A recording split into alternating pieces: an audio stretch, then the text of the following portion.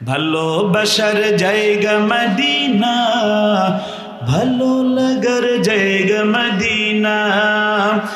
এত সুন্দর জায়গা কোথাও দেখি না, এত সুন্দর জায়গা কোথাও দেখি না। সাজিয়েছেন দয়াল রব্বানা, ভালো লাগার জায়গা মদিনা, ভালোবাসার জায়গা মদিনা। মদিনা শরীফে নূরের খাজিনা, ঠিক না? মদিনা শরীফে নূরের খাজিনা, আশিক ছাড়া অন্য বুঝে না, ভালো লাগার জায়গা মদিনা। ও গো রব তোমার তরে সঁপে দিতে চাই আমি নিজেকে, ও গো রব তোমার তরে বিলিয়ে দিতে চাই নিজেকে। ঠিক কিনা জোরে বলেন, আরো জোরে বলতে হবে, ঠিক কিনা? আমি যে গজলের শুরু বলেছি এটা একদম নতুন, এখনো বাজারে আসে নাই। এটা আমার কারি আবু রায়হান ওর জন্য লিখেছি, ও গাইবে। আপনারা জানেন রায়হান আমার ছাত্র। আমার মাদ্রাসায় এখন 1600 ছাত্র, এই সানারপাড়ে 200 কর্মচারী আছে আমার, আলহামদুলিল্লাহ।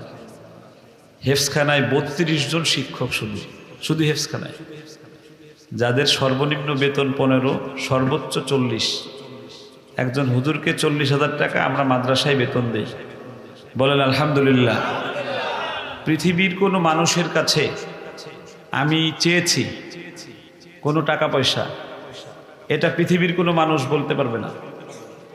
এই 1600 ছাত্র আমি একটা মাদ্রাসায় পড়াই, আমি পৃথিবীর কোনো মানুষের কাছে টাকা চেয়েছি, এ কেউ বলতে পারবে না।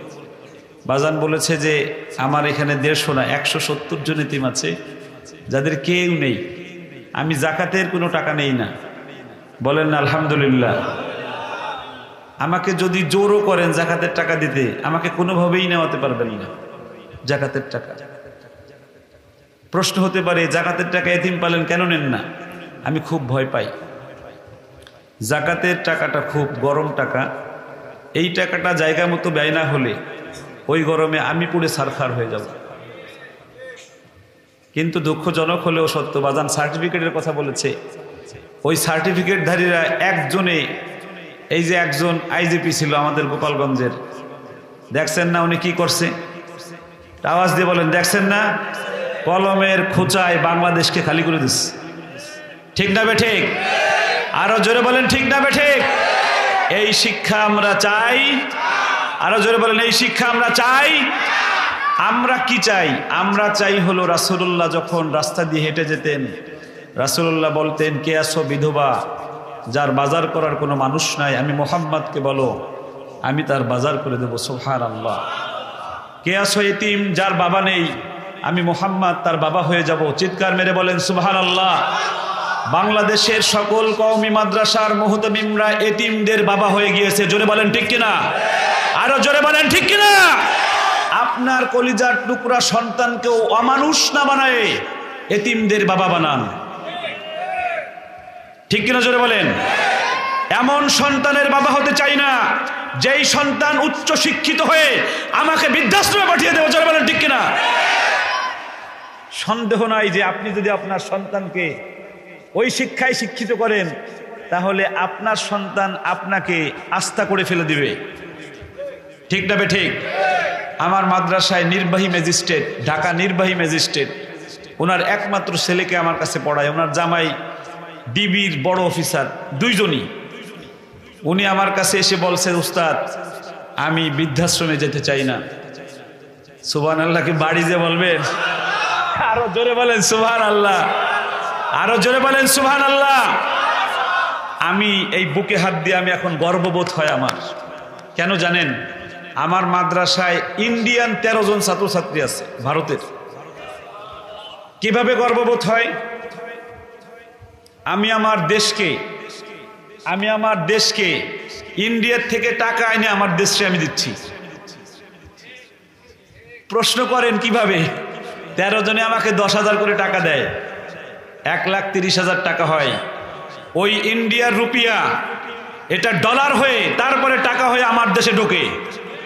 এটা আমি কাইয়ুম মোল্লা ছাড়া অন্য কোনোভাবে এই 1,30,000 টাকা আমার দেশে আসতো না। জোরে বলেন ঠিক কিনা? আরো জোরে বলেন ঠিক কিনা? আমি আমার কওমি সন্তান, আমি কওমি মাদ্রাসায় পড়ে এখন গর্ববোধ করি যে এই কোরআন আমাকে এতটুকু সম্মান দিয়েছে। আমার কোরআন আমাকে দেশের গণ্ডি পার হয়ে আমাকে বহির্বিশ্বে নিয়ে গেছে। জোরে বলেন ঠিক কিনা? আমি বহির্বিশ্ব থেকে টাকা ছিনিয়ে আমার লাল সবুজের পতাকা কিনে দিচ্ছি।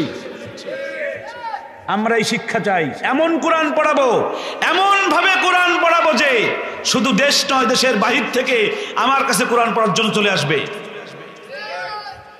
মাদ্রাসাতুল ফুরকান আল আরাবিয়া এরকমই একটি শিক্ষা প্রতিষ্ঠান, যেখানে আপনাদের সৌভাগ্য যে এরকম একজন বিদগ্ধ আলেম, একজন বিচক্ষণ আলেম, এরকম একজন পতিতদশা আলেম, উনি আপনাদের এখানে মাদ্রাসা করেছেন। আমি এই তাশরিফ, এই যে তাশরিফ, ওকে আমি বলছি যে বাজান, তোর মাদ্রাসায় এতিমরা এসে যেন ফেরত না যায়। জিজ্ঞেস করেন, আমাকে প্রথম দিনের প্রধান অতিথি হিসেবে নিয়েছিল, বলছি না বাজান? ও আমাকে গত 1 সপ্তাহ আগে ফোন দিচ্ছে, বাজান একটা ছেলে আসছে, বাবা নাই, ওকে নিয়ে নেবো। আমি বলছি এখন তাড়াতাড়ি নিয়ে আগে। কেন নিবে? আপনারা আমার কাছে জানতে চান তো একটু।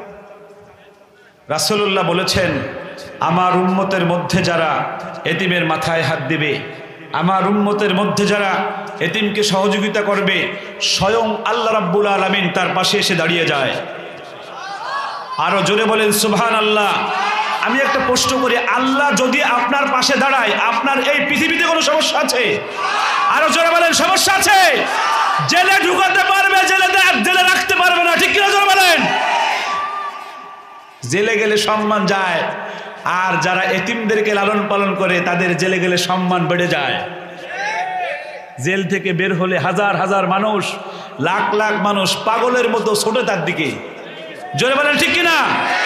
নাম বলতে চাই না, আমি আসলে অনেক কথা বলবো না। আমি শুরুতে মাপ চেয়েছিলাম যে আমি কথা বলবো না।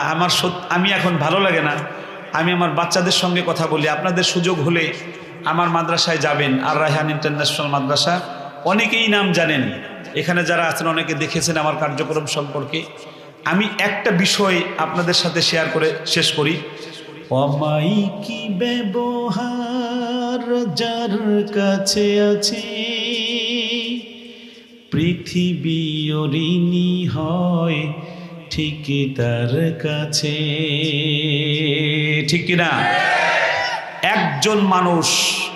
একজন মানুষ দুনিয়ায় আসার আগে, দুনিয়াকে তখন বলা হতো আইয়ামে জাহিলিয়া। যারা বলেন ঠিক কিনা? একজন মানুষ দুনিয়া এসে তার ব্যবহারের মাধুর্যতা খালি দেখাইছে, একজন মানুষ। সাথে সাথে ওই দুনিয়াকে পাল্টাইয়া মানুষ বলেছে স্বর্ণযুগ। যারা বলেন, চিৎকার মেরে বলেন সুবহানাল্লাহ। ওই যুগটা হলো হযরত মুহাম্মদুর রাসূলুল্লাহ। উনি দুনিয়ায় আসার আগে একজন মা হেঁটে যাচ্ছে, একজন গর্ভবতী মা হেঁটে যাচ্ছে, কয়েকজন যুবক বসা রাস্তার মধ্যে। একজন যুবক বলতেছে তার পেটে ছেলে, আর একজন বলে মেয়ে। এটা নিয়ে এই কয়েকজনই গ্যাঞ্জাম লাগছে। এত বর্বর মানুষ ছিল ওই সময়। এই গর্ভবতী মাকে পেট ফেড়ে তারপরে দেখছে পুরুষ ছেলে না মেয়ে। জয় বলেন নাউজুবিল্লাহ। এই সময় আমার নবীর এখানে আবির্ভাব ঘটে। আমার নবী আসার পরে এমন আচরণ দেখিয়েছেন, এমন কথা বলেছেন, এমন কাজ করেছেন যে ওই সময়ের মানুষ গভীর রজনীতে রাত 12টার সময় একজন সুন্দরী নারী স্বর্ণে অলঙ্কারে একদম অলঙ্কৃত হয়ে হেঁটে যাচ্ছে, পাশ দিয়ে 2 জন মানুষ হেঁটে যায়। তারা বলছে, মা কোথায় যাবেন? চিৎকার মেরে বলেন না সুবহানাল্লাহ। মহিলা চিন্তা করলো, আর আমার কোনো ভয় নাই। বললাম, আমি হাজরে মাউত যাবো। বললো, আপনাকে আমি পৌঁছে দিয়ে আসবো ওইখানে, আপনি সামনে হাঁটেন। সামনে হাঁটছে, পিছে পিছে হেঁটে যখন দিয়ে চলে আসে তখন বলতেছে, আমি একটা জিনিস খেয়াল করলাম, এত দূর পর্যন্ত আপনারা আমার সঙ্গে আসলেন, আমি একজন সুন্দরী অপরূপ একজন যুবতী, আমার দিকে একবার তাকান না, আপনারা কারা বলে যান? তখন ওই যুবক বলল, আমরা নবীর সাহাবী। জোরে বলেন সুবহানাল্লাহ। আরো জোরে বলেন সুবহানাল্লাহ। এটাকে বলা হয় স্বর্ণযুগ। একজন মানুষ, এই একজন মানুষ তৈরি হয় এই কওমি মাদ্রাসায়, যার ব্যবহারে আল্লামা শফি রহিমহুল্লাহ, ওনার একটা বয়ান আমি শুনেছি, আপনারাও শুনেছেন। উনি হেলিকপ্টার দিয়ে এসেছিলেন। উনি বলছিলেন এই সোনারগাঁয়ে, উনি বলছিলেন যে তোদেরকে ছেড়ে আমার যেতে মনে চায় না, কিন্তু তারপরও ডাক এসে গেছে, আমার চলে যেতে হবে। জোরে বলেন সুবহানাল্লাহ। একজন মানুষের ব্যবহার কেমন হয়, রাসূলুল্লাহর একজন প্রকৃত প্রেমিকের ব্যবহার কেমন হয়, ওনার চেহারাটা যাদের ভেসে উঠছে না আপনাদের অন্তরে, জোরে বলেন ভেসে উঠছে না আপনাদের অন্তরে, ওনার চেহারা দেখলে সগীরা গুনাহ মাফ হয়ে যেত। জোরে বলেন ঠিক কিনা? আমরা সেই কাজটা করছি, এই হুজুর সেই কাজটা করছে। একজন মানুষ তৈরি করার কাজ, একজন মানুষ যেন সে যেন কখনো আপনার হক নষ্ট না করে। আপনারা জেনে খুশি হবেন, আমার মাদ্রাসায় 200 কর্মচারী, সকলের চিকিৎসা ফ্রি আমি করাই, আলহামদুলিল্লাহ। আমি ওই যে কিসে যেন চট্টগ্রাম চন্দনাইশ সিএনজিওলা পড়ে গেছে না, ওই জায়গায় আমি গেছিলাম, দেখছেন আপনারা। আমাকে কালকে ফোন দিয়েছে যে ছেলেটাকে নিয়ে আসতে। আমি ঈদের পরে আমি রায়হানা তাশরিফ যে ওদের ছেলে মেয়েকে নিয়ে আসব। এটা হলো আমাদের কাজ, মানুষের মতো মানুষ গড়ে দেওয়ার কাজ হলো আমাদের। আল্লাহ রাব্বুল আলামিন যেন এই মাদ্রাসাতুল ফুরকান আল আরাবিয়াকে আল্লাহ কবুল ও মঞ্জুর করে, জোর বলেন আমিন। আর আমি ক্ষুদ্র একটা ইচ্ছা আমার আছে আল্লাহর সাথে, সেটা হলো আমি আমার নিজ খরচে 1000 এতিম একত্রিত করে এক জায়গায় আমি আলেম বানাতে চাই, হাফেজ বানাতে চাই। এর আগে যেন আল্লাহ আমাকে মরণ না দেয়, বলেন আমিন। কয় হাজার? আমি পারবো। এই পৃথিবীর কোনো মানুষের কাছে আমি টাকা চাইবো না, টাকা চাওয়া ছাড়া 1000 এতিমকে এক জায়গায় করে আমি হাফেজ আলেম বানাবো। অলরেডি 170 জন আমি একত্রিত করে ফেলেছি, আলহামদুলিল্লাহ। আপনাদের কাছে আমি একটা ছোট্ট ওয়াদা নেব, দিবেন আমাকে? এখানে যারা আছেন, আপনার সন্তান যারা বড় হয়ে মুরব্বী হয়ে গেছেন, সন্তানও বড় হয়ে গেছে, হাফেজ আলেম বানানো সম্ভব না, কমপক্ষে ওসিয়ত করে যাবেন সন্তানকে, একটা নাতি হলেও হাফেজ বানাবে, বলেন আমিন। হাত তুলে একটু ওয়াদা করেন, বলেন ইনশাআল্লাহ। আরো জোরে বলেন ইনশাআল্লাহ।